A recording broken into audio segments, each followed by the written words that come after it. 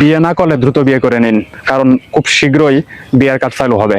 বাংলাদেশে এখন যে পরিস্থিতি, এই পরিস্থিতি অনুযায়ী পুয়েল কার্ড অলরেডি চালু হয়ে গেছে, বিয়ের কার্ডটাও চালু হবে। কেন চালু হবে?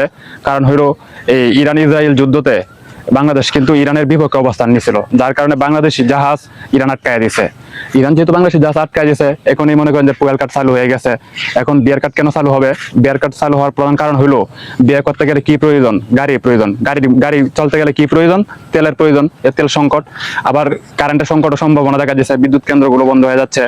এই কারণে আপনাকে বিয়ে করতে হলে অবশ্যই ডিসির মাধ্যমে কিংবা ঊর্ধ্বতন কর্মকর্তার মাধ্যমে আপনার বিয়ের কার্ড নিতে হবে। এই কার্ডটা চালু হওয়ার আগে আপনি বিয়ে করে নেন।